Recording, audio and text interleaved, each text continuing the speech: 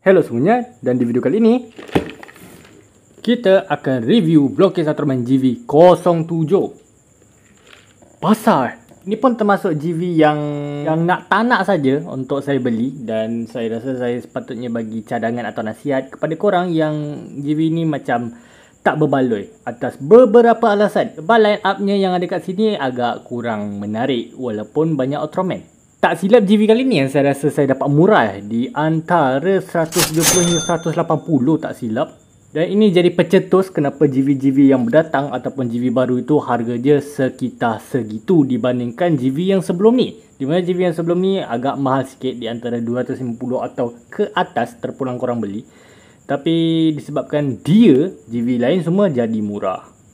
Mungkin sebab memang tak laku aja. Kita dipenuhi dengan line up dari karakter Ultraman Deca dan juga yang bersangkutan juga kat sini.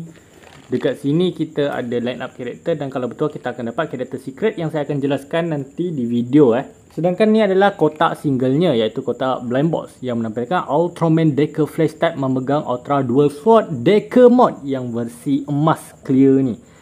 Ini pun saya nak jelaskan nanti. Ini lebihkan ke line up. Kalau bertuah lagi-lagi kita akan dapat karakter secret. Nah, ini adalah bahan-bahannya dan dia dibuat di mana, dan juga ini adalah blueprint ataupun skala 1:1 untuk Blockcase Ultraman sendiri. Dan ya, jom kita langsung saja review. Kita review benda-benda yang tak penting dululah, seperti Mons Dimension ataupun robot dari storage, iaitu Windom. Tak tahu kenapa dia guna lagi di Ultraman Deca. Mungkin sebab Ultra 7 lagi anniversary kot. Ya, tak tahu, mungkin nak milking saja kapsul kaiju dari Ultra 7. Dan seterusnya kita ada si Mons Ahgar. Mons Ahgar nama dia. Yep, Mons Ahgar. Dan secara design saya rasa saya cukup suka. Cuma kalau nak cakap tentang artikulasi, lagi-lagi cukup mengecewakan. Okay, sebelum kita fokus ke main highlight, kita akan fokuskan pada dari siri Ultraman Trigger dulu, iaitu tak lain tak bukan adalah Trigger Dark dan juga si Carmilla macam tu lah. Dan ini merupakan Blockcase Ultra Woman pertama di GV di Blockcase Ultraman yang mempunyai artikulasi yang cukup aneh. Tu tengok tu, agak pelik. Tak silap kat sini dia pakai dua ball joint, dan saya tak nak cabut, saya takut saya tak boleh pasang balik. Dan gila lah. Kalau korang tengok GV yang baru ni, iaitu saya review Blockcase Ultra Woman Grigio. Nah, versi itu dah jauh lebih bagus dibandingkan yang ni. Yang ni masih orang panggil prototype lah. Sedangkan untuk Grigio itu dah versi, orang panggil apa, dah lebih improve lah dari issue lah. Dan yang paling saya tak suka tentang Trigger Dark ni cuma satu je. Kenapa mata dia warna kuning? Kenapa tak mata mirip-mirip seperti Ultraman lain? Kenapa mesti kuning? Memang ada Trigger Dark yang mata kuning, tapi hodoh, itu je.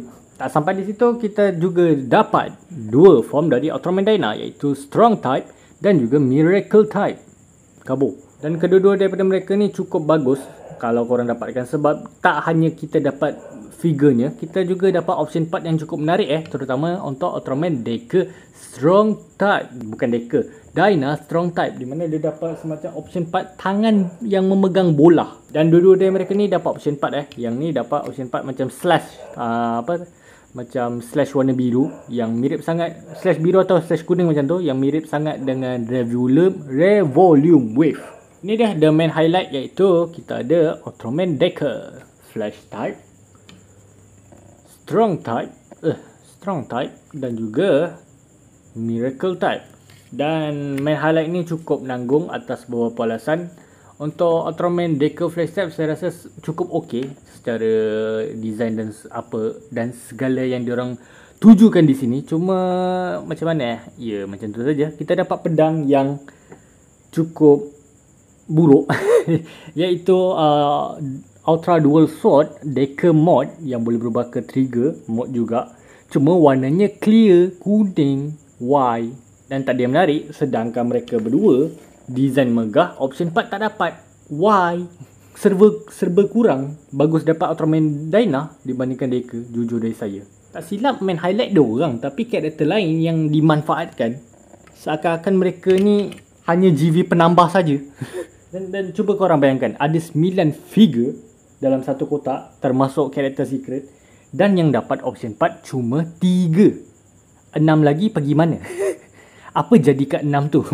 Itu je yang saya nak tahu. Untuk karakter secret kat sini, kita akan dapatkan Ultraman Decker Bird Mode sekali dengan senjata yang bernama Ultra Dual Sword yang mempunyai warna kat sini. Okey, saya tunjuk gambar je lah yang mempunyai warna kat situ, dan saya tak tahu kenapa. Mungkin kes dia mirip-mirip seperti mana-mana GV ataupun karakter secret di GV-GV sebelum ni lah. Contohnya Trigger, Glitter Trigger lah di GV02. Tapi lagi-lagi tak rasa berbaloi ke? Sebab secret tu agak kurang. Bukan buruk tapi agak kurang saja.